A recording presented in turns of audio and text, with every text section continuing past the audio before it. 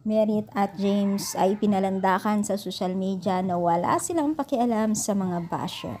So bago natin ipagpatuloy ang ating pag-support today's video, kung bago ka pa lang sa aking channel, please subscribe po, like, and pakit na rin po natin guys ang notification bell upang ma-update po tayo tuwing ako po nag-upload sa mga viral and trending video. So alam niyo ba guys na itong si Merit at James ay tila walang pakialam o tila walang apekto sa mga basher o sa kanilang pambabas, no?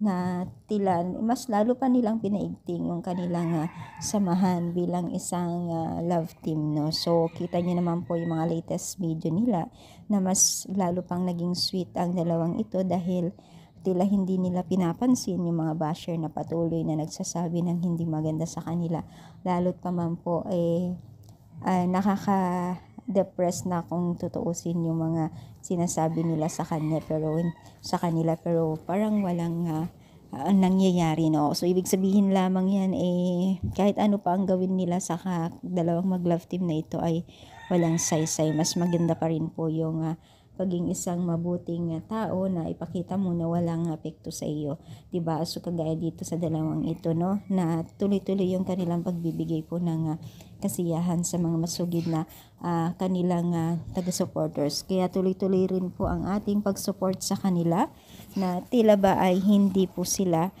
naging pabigat sa mga kanilang supporters o mga nagtaga-supporters, no? Kaya tuloy-tuloy din po ang blessing na kanilang natatamo ngayon. Sana ganun din po ang ating pag-support sa kanila kung gaano nila o kung gaano tayo kamahal ng dalawa, ganun din po ang gawin natin. So ano masasabi ninyo? I-comment down.